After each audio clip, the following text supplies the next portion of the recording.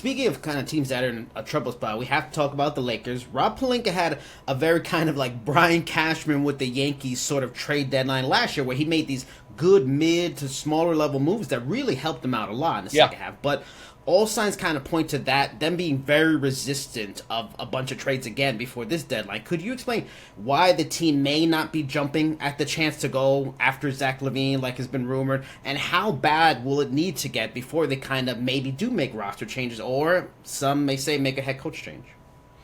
Well, one, Zach's number is just huge, and it goes out. So you're really looking at, we're building around Zach LaVine and Anthony Davis going forward.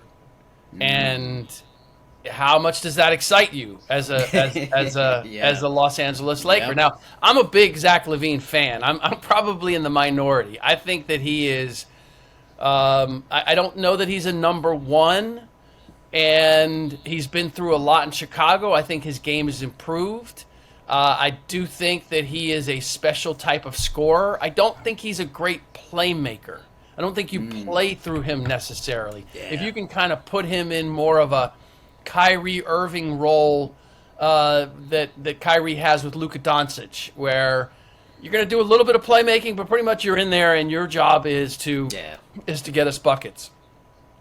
My problem with the Lakers is that Zach LaVine is a very expensive piece, and I don't know that he makes them it's not a difference maker.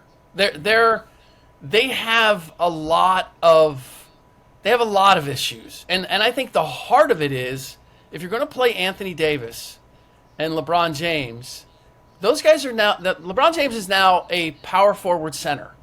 Yeah, he's not a point forward anymore. I mean, he gets the ball on the perimeter and operates there from a lot. But how many times do you see him break somebody down and then find somebody? You see Austin Reeves do that more than LeBron.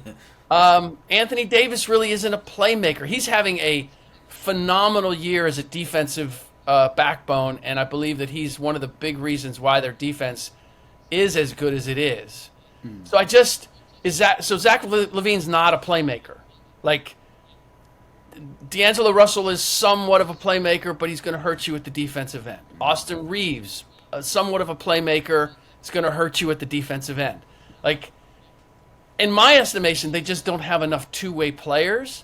And it's just unrealistic to me that you're going to go back to the well and think that Rob Pelinka can do again what he did last spring. Because what they did after he did what he did last spring is that then they signed Austin Reeves to big money.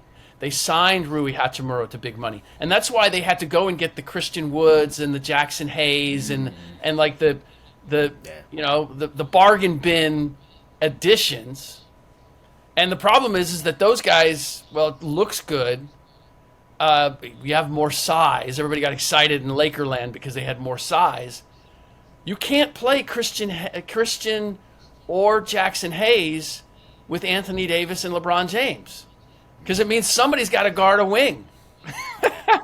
And you take your choice as to which one of those guys you want guarding one of the just an athletic wing in the league. That guy's going to be spending all day getting into the paint. So I don't. There's this unrealistic vision that the Lakers, because they did it last year, that, well, just, Rob, do it again.